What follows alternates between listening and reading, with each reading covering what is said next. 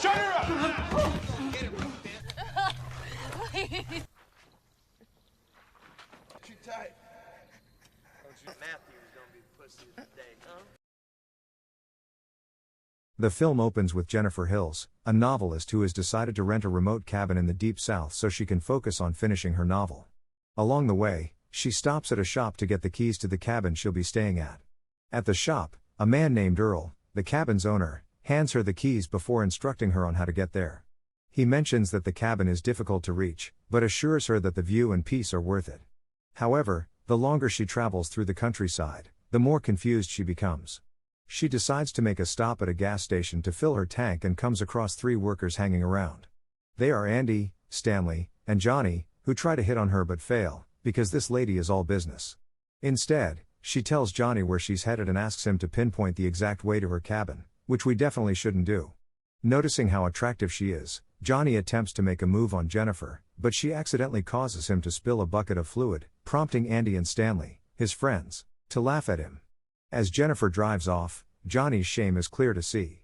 After the long stretch of road, Jennifer arrives at the totally not creepy cabin that will serve as her home for the next several months. She immediately unpacks her belongings and starts writing right away.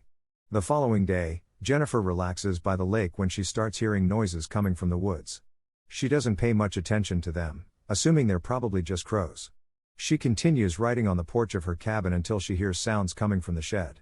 Curious, she walks up to the shed to see what's going on and finds nothing but various tools and canisters labeled poison, but our girl doesn't budge. Jennifer returns to the cabin, and not long after, she accidentally spills wine on her shirt, forcing her to wash it in the sink. Unbeknownst to her, someone is videotaping her half naked. The next morning, she goes for a run and comes across an abandoned house. For some reason, she decides to explore it. However, she doesn't find anything interesting inside and keeps going about her day. Later, she returns to her cabin and wants to take a bath but has to scrap the idea when she finds that the sink water runs brown and the toilet is clogged. Jennifer calls a plumber named Matthew to report the problem. But as if that wasn't bad enough, she drops her phone in the toilet, forcing her to dry it with a hairdryer. Matthew arrives to fix the bathroom, but Jennifer quickly notices that he has a speech impediment and an intellectual disability. Out of gratitude, she gives him an abrupt kiss. In the woods, Andy, Stanley, and Johnny hang out and kill fish for fun, while Stanley records them. After leaving the house, Matthew joins the 3 men, who turn out to be his friends, at a nearby fishing spot. Matthew tells Johnny that Jennifer kissed him, but Johnny doesn't believe him. Stanley, however, confirms that it's true because Matthew is incapable of lying. Creepily enough, Stanley then shows them the video he took of Jennifer the previous night, which riles Johnny up. He begins saying that girls like Jennifer would love to be shown a good time, insinuating that he is going to do something. Later that night, Jennifer continues to hear strange sounds around the house, making her more uneasy. She hears a thud on her door and finds a dead bird on her doorstep. She walks around the cabin to see if anyone is there, but finds no one outside. However, when she returns to her laptop, she discovers a selfie of Johnny and his friends staring back at her. Once she begins to freak out, Johnny and his friends enter the room. Andy starts taunting her, while Stanley totes a handy cam. Johnny even drags Matthew into the room, even though he clearly doesn't condone any of this. Scared, Jennifer tries telling them that her boyfriend is coming soon, but that doesn't deter the men. They begin harassing her, even start making fun of her writing, and begin throwing lit matches at her. Johnny coerces her to drink, and she finally does out of fear. Meanwhile, Matthew curls up in the corner, not brave enough to stand up for her. The scene gets even more disturbing when Johnny asks her to show him her teeth. At first, this confuses her. But she finally complies when he starts threatening her with a baseball bat. Next, he pulls out a gun and shoves it into her mouth. As the boys laugh, Andy walks up to Jennifer. This time, she takes the bottle and smashes it against his knee, giving her the chance to grab pepper spray, which she uses on Stanley before dashing outside. She escapes into the woods and runs to safety. When she reaches the town's sheriff and Earl, the cabin's owner, she tearfully recounts the assault and pleads for help. The sheriff tells Earl to head back and offers to accompany her to the cabin to sort things out. Upon arrival, they find the cabin empty. The sheriff looks around but suddenly changes his tone when he spots a weed joint and a broken alcohol bottle. He accuses her of lying and dismisses her claims, defending the men he's known since childhood. Then, under the pretense of a body search, he gropes her. They're interrupted by Johnny and his friends returning. The sheriff joins in assaulting her while the others watch. When she fights back, Johnny chokes her, rips off her pants, and forces Matthew to strip. Reluctantly, Matthew obeys out of fear. The men hold her down and order Matthew to rape her while Stanley records everything. Disgustingly, the sheriff even takes a phone call from his daughter mid-assault. Afterward, Matthew vomits, and Jennifer later musters her remaining strength to flee into the woods. But the group catches her again, subjecting her to more torture. Andy drags her to a puddle and dunks her head repeatedly. As she lies helpless, the sheriff rapes her, ignoring her pleas. The men then take turns assaulting her as Stanley's camera rolls. Jennifer eventually wakes up covered in dirt. She stumbles to a bridge and plunges into the river below. The men wait for her to resurface, but she doesn't. They search the riverbank but find nothing, leaving the sheriff panicked. He orders them to dispose of her car, belongings, and the incriminating tape. That evening, the sheriff returns home to his family, acting as if nothing happened. The next day, he tells Earl that Jennifer left, calling her a problematic alcoholic. Over the following days, the boys move on, except Matthew, who drowns in guilt. While sitting alone in the woods, he hallucinates Jennifer's ghost. A month later, the sheriff gets a call from Earl. A woman named Barbara is asking about Jennifer's disappearance. Meanwhile, Stanley panics, revealing that his handy cam, containing the rape footage, was stolen and that he never burned the tape. Johnny beats him in rage until Andy intervenes.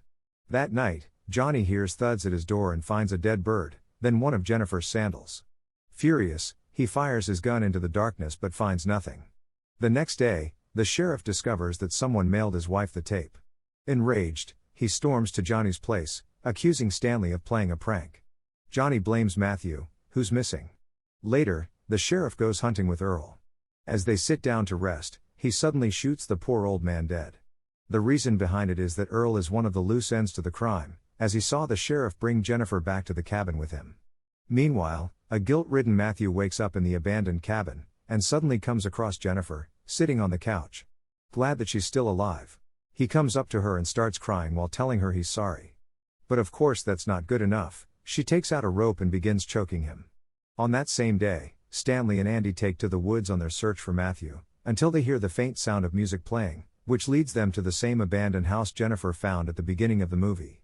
Judging from its state, it appears that someone has been living there. While Stanley is out alone, he shockingly comes face to face with Jennifer, and as he steps closer, he gets caught on a bear trap and screams in pain. This prompts Andy to come to his rescue, only to be knocked out in the head by Jennifer. Sometime later, Stanley wakes up to find that he's been tied up to a tree stump. Jennifer takes her time with him by videotaping him, and force-feeding him a dead rat. Afterwards, she punctures hooks through his eyelids and ties them on the stump. While recording him, Jennifer gets a fish and spreads its insides all over Stanley's face. The scent of the fish guts attracts numerous crows that begin to peck him. After some time, his eyeballs are eaten by the birds, and he bleeds to death. While this is going on, Andy wakes up and finds himself tied on a few boards over a bathtub. The water in the tub keeps rising just as Jennifer enters to check on him. Wasting no time, Jennifer starts dunking Andy's head repeatedly in the water, ignoring his pleas for her to let him go. To make it more exciting for her, she pours some acidic substance in the water. She then removes a plank from underneath him, forcing him to hold his own body weight unless he wants to drown to death. And when he couldn't hold himself up anymore, he repeatedly sinks into the acidic water until he dies. Up next, Jennifer visits Johnny at the gas station, and knocks him out with a speed wrench. Like his other pals, Johnny wakes up tied up, and naked, with a horse bit pulling his mouth.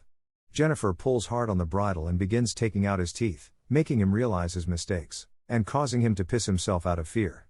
Afterwards, she takes the bridle off and pulls out a gun, which she puts in his mouth.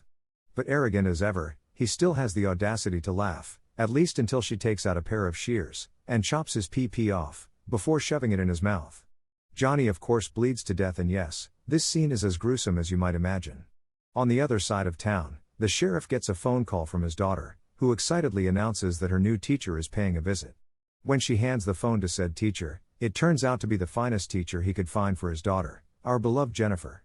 She confidently introduces her name to the sheriff, which of course makes him panic. Out of concern for his family's safety, the sheriff rushes home, and when he gets there, he finds that his daughter has left, because Jennifer asked her to hang out. He immediately goes in search for her at an empty playground with his daughter still out of sight. However, when he re-enters his car, Jennifer ambushes him. When he wakes up, he finds himself inside the cabin with a shotgun shoved inside his behind.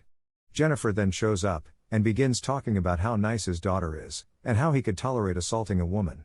To torture him, Jennifer begins ramming the barrel deeper. Afterwards, she ties a string around the trigger, and reveals an unconscious figure sitting across the room, who is none other than Matthew. She ties the other end of the string to Matthew's wrist, so that if Matthew moves his arm, he'd pull the trigger.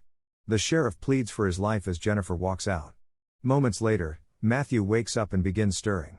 And before the sheriff could warn him, the trigger is pulled, and the two are shot dead, marking the end of the movie.